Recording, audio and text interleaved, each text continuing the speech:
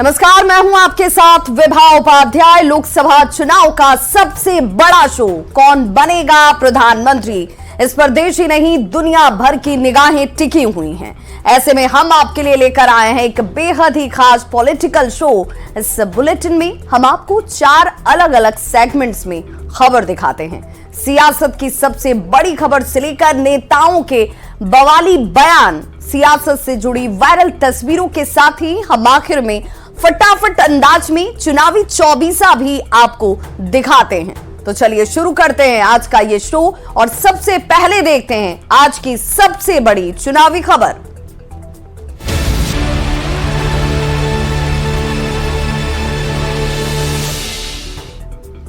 तो लोकसभा चुनाव बेहद नजदीक है और ऐसे में बिहार के लिहाज से रोजगार बड़ा मुद्दा रहता आया है।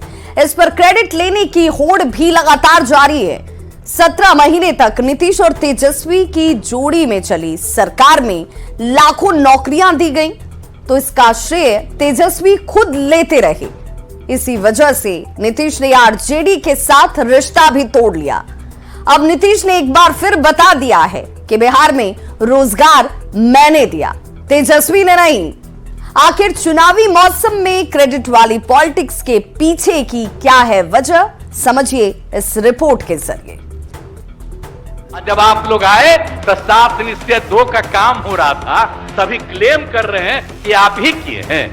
अब आप शिक्षा लिए तो अपने गड़बड़ करते थे, हर बार रोक लेते थे। सोमवार को बिहार विधानसभा में फ्लोर टेस्ट के दौरान बहस में मुख्यमंत्री नीतीश कुमार ने जोरदार तरीके से नौकरी पर क्रेडिट लेने के विपक्ष के तेजस्वी के आरोपों का जवाब कुछ इस तरह से दिया था। तो मंगलवार को राज्यपाल के अभिभाषण पर धन्यवाद प्रस्ताव पर बोलते हुए मुख्यमंत्री नीतीश कुमार ने एक बार फिर साफ कर दिया कि नौकरी पर क्रेडिट वाली बात में कोई दम नहीं, नौकरी हमने ही दी है, तेजस्वी ने नहीं। आप समझ लीजिए 5,35,000 युवाओं को नौकरी दी गई पहले, लेकिन इस बार जो हम लोगों ने तय किया 7 निश्चय 2 में कि 10 लाख रोजगार देंगे और 10 लाख रोजगार देंगे और 10 लाख नौकरी देंगे। आप बताइए, तो हम अभी बोल ही रहे थे, आपको इतना रोजगार हो गया, अभी कुछ ही समय के बाद को 5 लाख पूरने वाला है और रोजगार भी 5 लाख के करीब पहुंच गया। और इसके बाद तो हम लोग पूरा का पूरा 1 साल के अंदर 8 हो जाएगा और जब अगला चुनाव होगा तब तक हम लोग पूरा का पूरा ये सब लोगों की बहाली करवा देंगे। हाल ही में नौकरी को लेकर बिहार में खूब क्रेडिट पॉलिटिक्स हुई। नीतीश के बीजेपी के साथ आने के बाद आरजेडी की ओर से तेजस्वी यादव को 17 महीने में लाखों रोजगार दिए जाने की वजह बताया गया। अब नीतीश कुमार ने जोरदार तरीके से जवाब दिया है, बताने की पूरी कोशिश की कि बिहार में रोजगार उन्होंने दिया है, उन्हीं की सोच से सरकारी विभागों में नौकरियां मिली और दी भी जा रही हैं। सीएम नीतीश कुमार बार बार ये कहते हैं कि सारी नौकरियां 7 निश्चय पार्ट 2 की वजह से मिली, जो उनकी सोच है। वैसे यह बात छिपी नहीं है कि आरजेडी से नीतीश ने इस बार अलग होने का फैसला क्यों किया।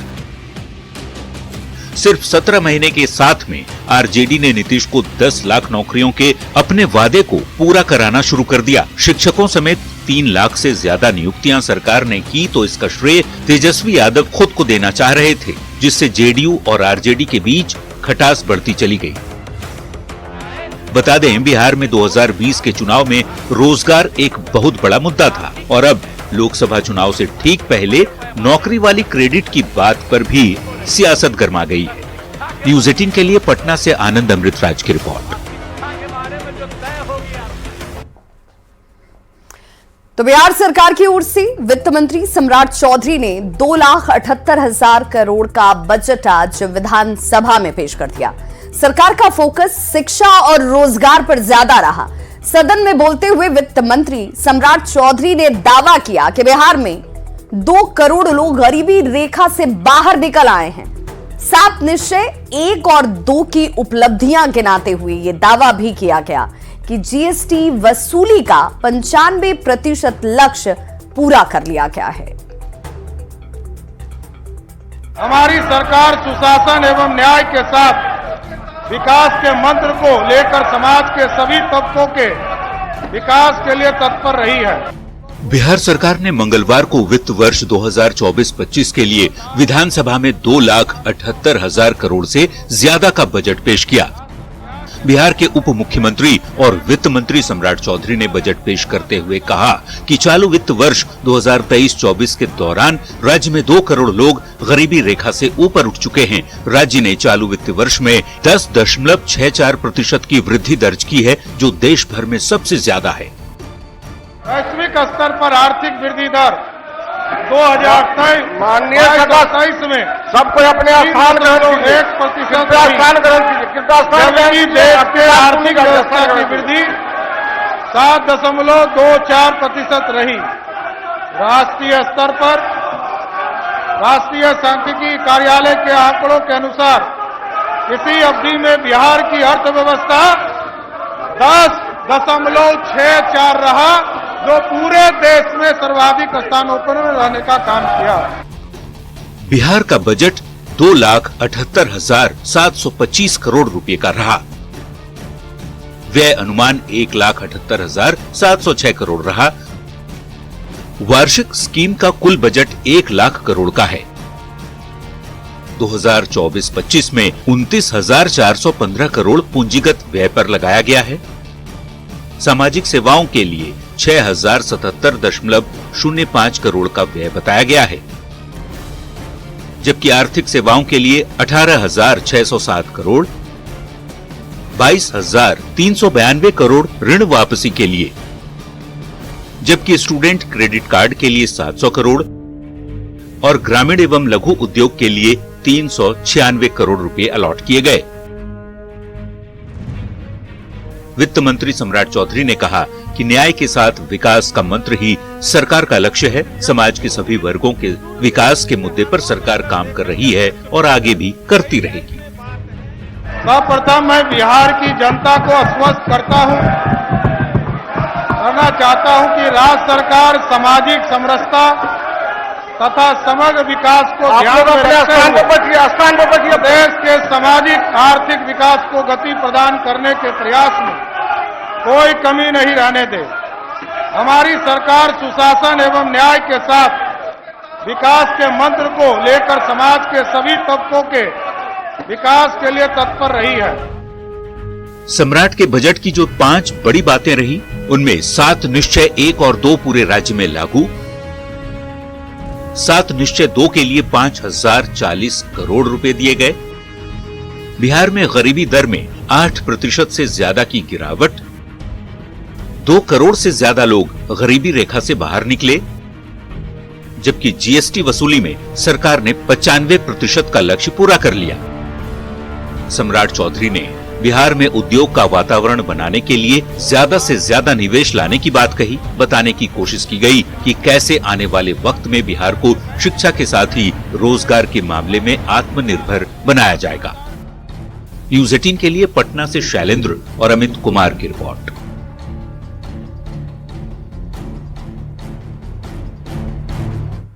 तो सक्षमता परीक्षा को लेकर बिहार के शिक्षा मंत्री ने एक बड़ा बयान दिया है। शिक्षकों के विरोध प्रदर्शन और सक्षमता परीक्षा के विरोध पर उन्होंने कहा कि कभी सरकार ने नहीं कहा कि बिना शर्त राज्यकर्मी का दर्जा मिलेगा, लेकिन जो शिक्षक आंदोलन कर रहे हैं उनकी नौकरी चली जाएगी, ऐसा निर्णय सरकार के स्तर पर अब तक नहीं हुआ है।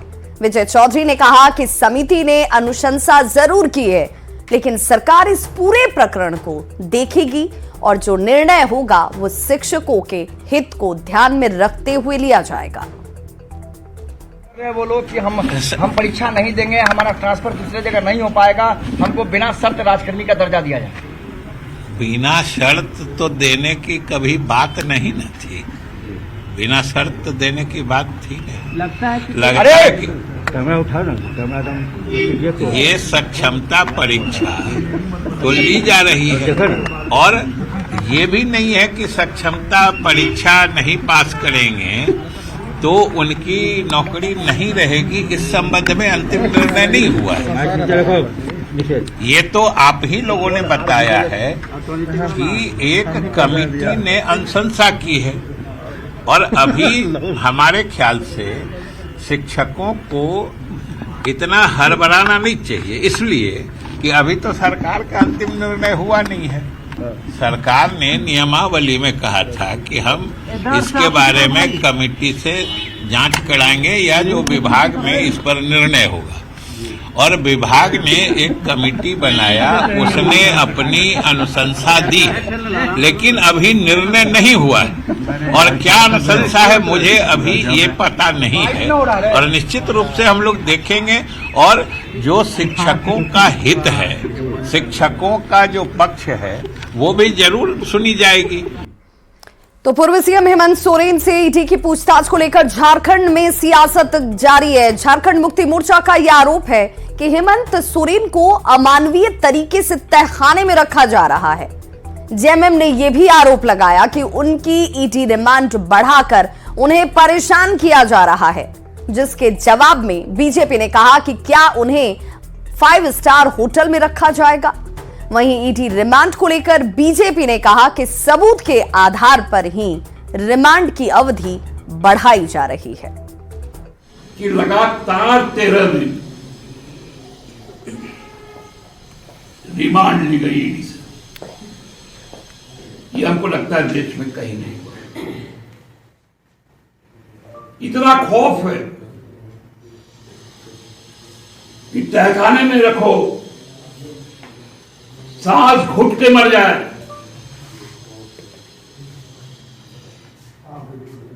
रोशनी मत आने दो ताकि वो अंधा हो जाए, आवाज ना हो कि उसके सुनने की आदत समाप्त हो जाए। इस अमानवीय परिस्थिति में उनको रखा है कि झारखंड मुक्ति मोर्चा ये कंफ्यूज कर जा रही है कि हेमंत सोरेन रिमांड में है, कस्टडी में है, जेल से उनको कस्टडी में लिया जा रहा है। तो ये क्या एक्सपेक्ट कर रहे थे कि इनको रिजॉर्ट में रखा जाएगा, सारी 5 स्टार की सुख सुविधा दी जाएगी। भाई वो जेल में एक कभी कैदी के रूप में है, अभी उनकी रिमांड ली गई है ईडी के द्वारा, और उनसे जो प्रश्न किया जा रहा है तो वो तो प्रश्न लाजमी है। जिस तरीके से प्रूफ मिल रहा है रिमांड की अवधि बढ़ रही है, और अब ऐसा प्रश्न उठाकर कि एक ही बार में 14 दिन का रिमांड क्यों नहीं लिया गया, वो तो अदालत पे भी प्रश्न उठा रहे हैं। शो के इस सेगमेंट में अब देखते हैं बयान बवाली नेताओं के वैसे बयान जिन पर मच गया है सियासी घमासान। हिंदू नर्सरी पर सौदा कर ममता बंदोपाध्याय अपना सत्ता का साम्राज्य चला रही है, तो हम सब जानते हैं। घर घर जा ममता के गुंडे अब छोटी उम्र के हिंदू परिवार की बहुओं को उठवाकर उनका बलात्कार हो रहा है, उस पर ना कुछ कहती हैं और कहने वालों को विधानसभा से सस्पेंड करा देती हैं। ये अंधा राज चल रहा है। संदेश खाली की महिलाएं आपसे गुजारिश कर रही हैं कि उनकी व्यथा को समझे और पूछे, वेयर इज शेख शाहजहां। प्रधानमंत्री के सेगमेंट में अब देखते हैं ऐसी तस्वीरें जो सियासत के लिहाज से सोशल मीडिया पर हो रही हैं वायरल।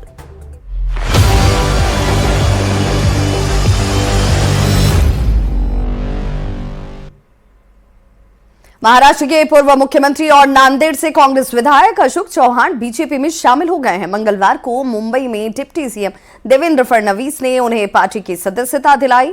इस दौरान अशोक चौहान ने पार्टी में शामिल होने की फीस भी पॉकेट से निकालकर बीजेपी नेताओं को सौंपा। ये तस्वीर सोशल मीडिया पर है वायरल।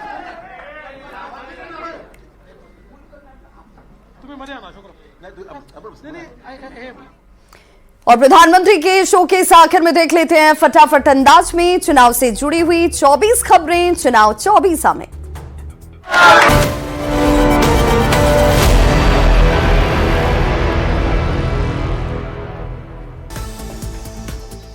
बिहार विधानसभा में सीएम नीतीश का विपक्ष पर जोरदार प्रहार, कहा गड़बड़ी करने वालों को नहीं बख्शेंगे। 2024 लोकसभा चुनाव में पीएम मोदी के नेतृत्व में बिहार की सभी सीट जीतेंगे।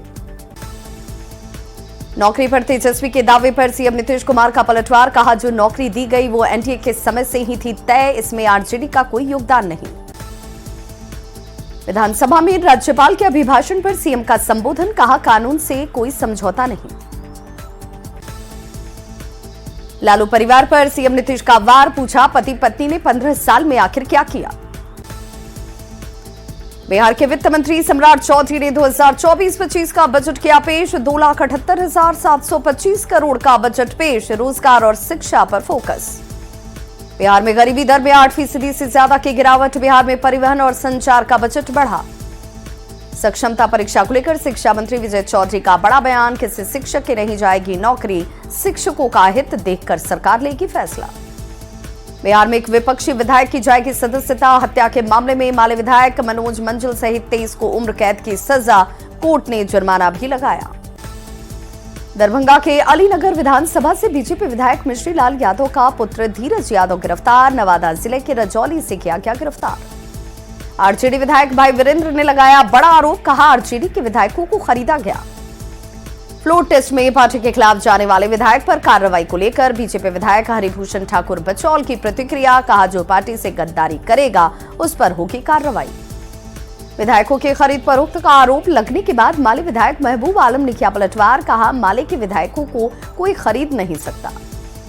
फ्लोर टेस्ट के दौरान लगाए गए हॉर्स ट्रेडिंग मामले पर रविशंकर प्रसाद का बयान, इसे लेकर पटना में एफआईआर भी हुई है दर्ज। पूर्व सांसद सुभाष यादव ने एमपी एमएलए कोर्ट में किया सरेंडर। धोखाधड़ी और रंगदारी के मामले में कई दिनों से चल रहे थे फरार।